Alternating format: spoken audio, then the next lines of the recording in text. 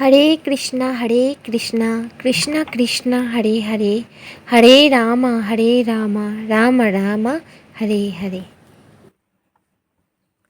কতটা পরিমাণ কুয়াশা রয়েছে সেটা নিশ্চয়ই বুঝতেই পারছেন।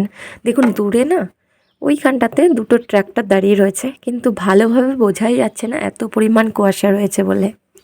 তো শুভ সকাল সকলকে, আশা করি সবাই ভালো আছেন। আর আমি এবং আমার ফ্যামিলির সকলেই ভালো আছি ঈশ্বরের আশীর্বাদে এবং আপনাদের ভালোবাসা এবং আশীর্বাদে। তো চলুন আজকের ব্লগটা শুরু করা যাক।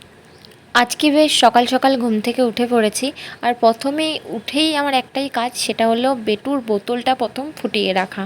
তো ভালো করে ধুয়ে নিয়েছি আমি বোতলটা, এখন জলে আমি ভালো করে ফুটিয়ে নিচ্ছি।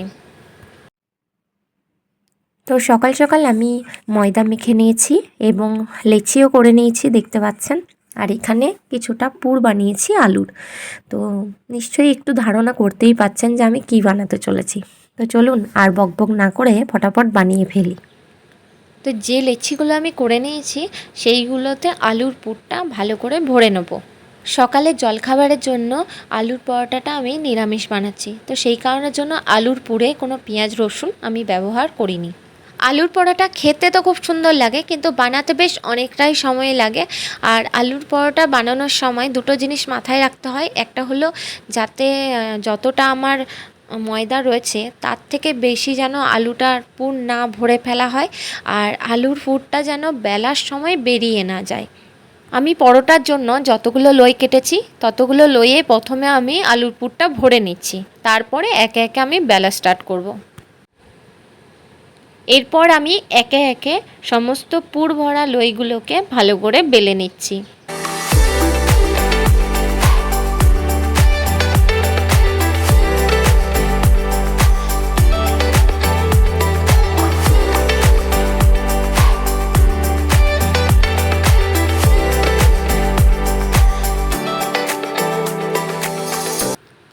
আমি আর মা একসাথেই ঘুম থেকে উঠেছি।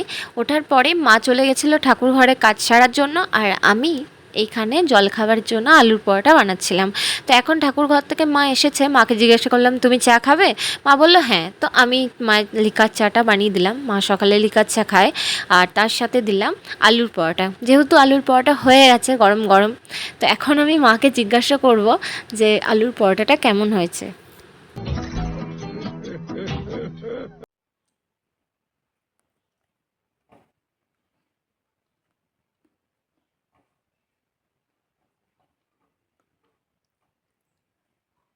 কেমন হয়েছে আলু পরোটা?